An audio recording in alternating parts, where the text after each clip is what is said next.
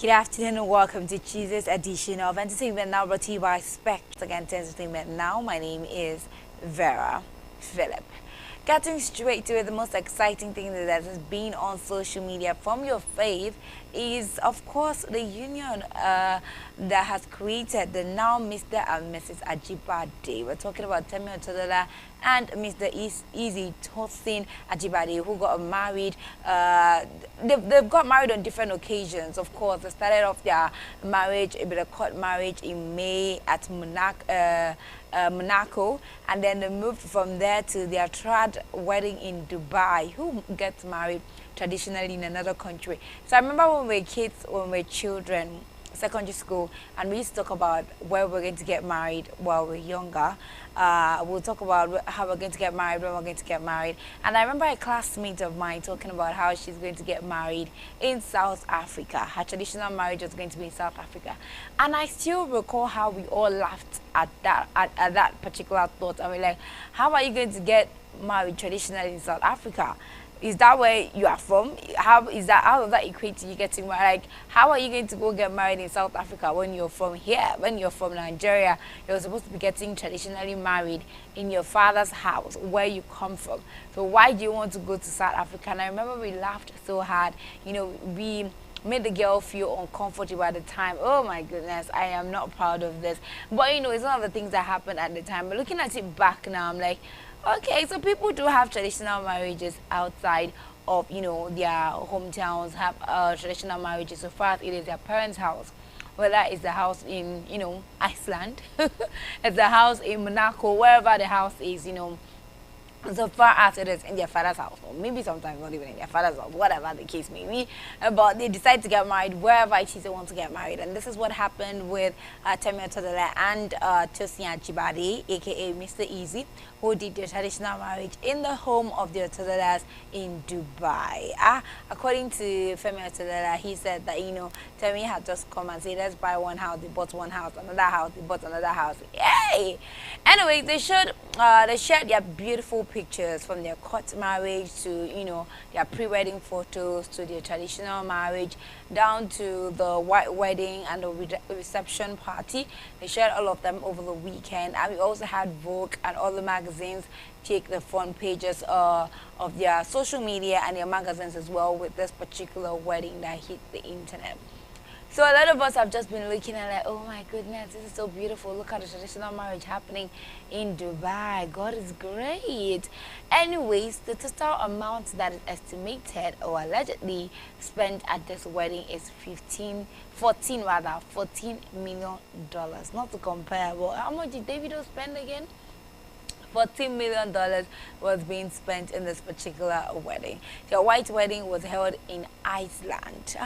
My goodness, in Iceland. And then we had Femi Otodola give a speech where he talked about how, you know, the wedding almost didn't happen because a few times ago he said that the Dubai own was worrisome because, you know, when they wanted to have the party in Dubai, they had a missile that was fired to Qatar, and they felt like it was going to affect Dubai at some point, and so they needed to leave. But then they decided that, you know what, this wedding is going to hold regardless. And then when it got to Iceland, they said, you know, the weather had taken off a tent a few days ago, a few weeks before the wedding. Long story short, the wedding was full of class, elegance, and let's just take a look at some of the pictures, but most importantly, a video that I have just seen come on screen. Let's take a look at that particular video that sums up the entire wedding from its introduction down to its wedding party.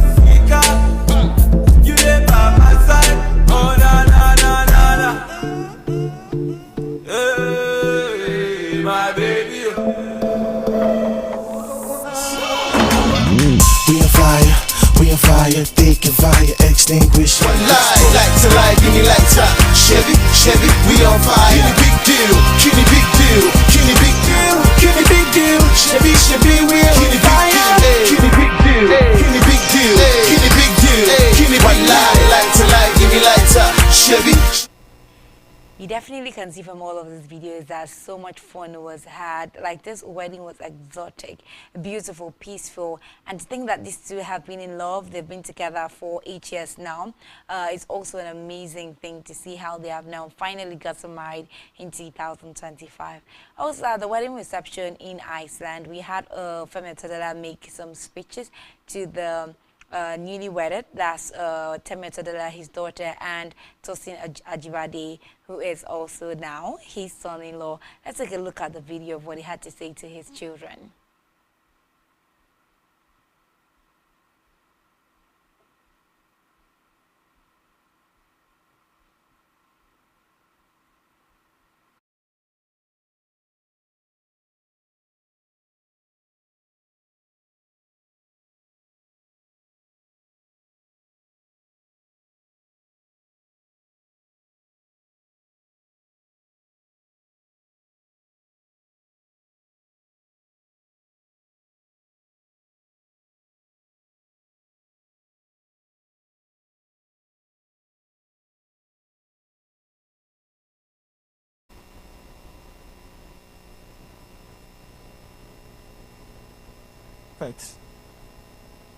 Those who know. I want to introduce my father, my mentor, my G, Emperor, Mr. Femi Otedola. Put your hands together right now.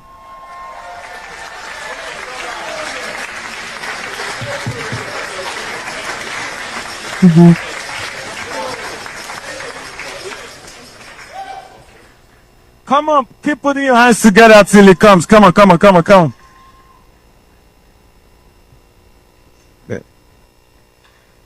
Thank you, my son. Good evening, everyone. Destiny prevails.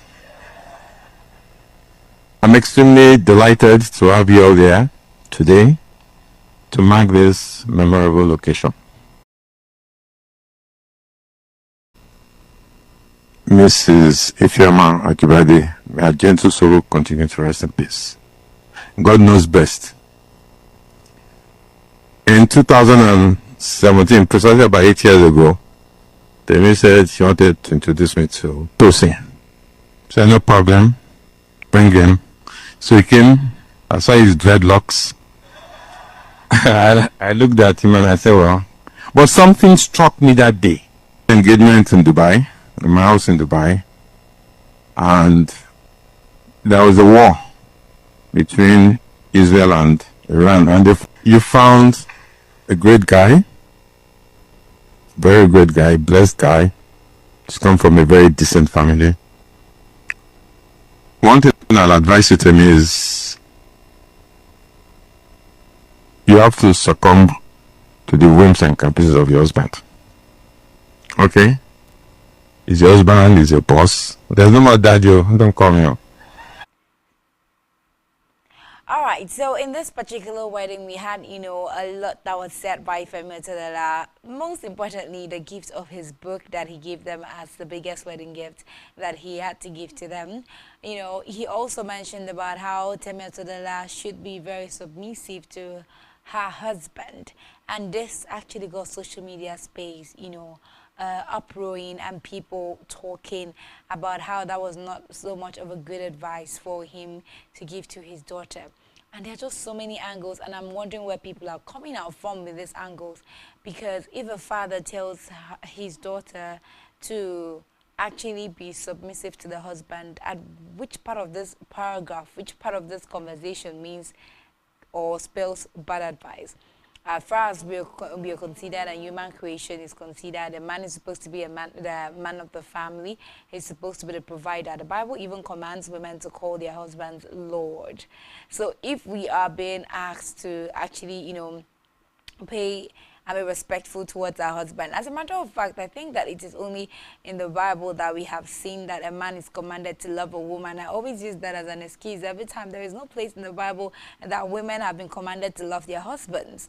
Rather, the reverse is the case. A man is supposed to love and provide for his wife, and the wife is supposed to be submissive to the husband and be a helpmate to the husband. And then we are now becoming so woke that we forget that this has just traditionally been handed down to us, and we are guided by this creation and not rules, but I think we have all gotten up to the point where we realize that we are created in such a way that men are meant to take the lead. Not that women can't lead, but it is mostly sufficient for men to lead. I've seen women who do better leadership than men, obviously, but men have been created to lead. Just like we have people who are not the best of people they are meant to be, doesn't also mean that men there who are not the best that they're supposed to be. But they have been put into this world for a purpose, to protect, to provide, and there's really nothing that we can do about that. I mean, I don't know about other girls, but most of us really just enjoy to be taken care of by the man of the house, as they should be. Maybe growing up seeing how your mom has been submissive to you, and I think submissive is also a word that is relative to people, because some people see submission as oppression, while other people, I would like to see myself, do not see submission as oppression. Submission is submitting to the ideas, the thoughts, making a home alongside your husband and letting him lead. You are definitely his helpmate, and you both are coming to conclusions about things that have to do with your home together, with him maybe putting in more than you, but at the end of the day, work is being done. So how does this even mean that Temi Otodola, or Femi Otodola as a matter of fact, was giving bad advice to his daughter? That part doesn't even seem to make sense to me at all. But of course, everyone with their different ideas and thought process about things like this. A long story short, it was a beautiful wedding that happened in 3 beautiful cities: Monaco, Dubai, and Iceland. And we really celebrate with their Jibades, as they have become husband and wife. As a matter of fact, Temi Otodola has renamed herself to Temi Otodola Ajibade, and we really love to see marriages and turn out to look this way. Moving away from that, we're talking about the Nollywood industry and the movies that are being produced now. Kanayo makes the video, and where in this video he calls out Nollywood producers, directors, filmmakers, investors who prioritize fine face over talents, Nollywood talents. He called those people out and said that nowadays Nollywood prioritizes people with fine face more than people with actual talent. And this is what he had to say in his video. I hope you're all doing well and business is going well. I have decided to take my destiny in my own hands as it pertains to my platform on YouTube, the Kanayo TV. And what I've decided, which is the normal thing to do in this job, is to tell a good story. And it doesn't have to do with fine faces. Movie making is not about being a fine face. It's about being a good actor, a good performer. So with or without a fine face, that's what I've decided to do. If you don't like it, that's quite unfortunate. But the fact is that there's an incident that happened over the years, many years, as we are trying to bring up this Nollywood business about 25 years ago. Some sponsors woke up and they were branding the actors. This one is not a good one. This one does not sell films. This one does not sell films. And they killed the career of those.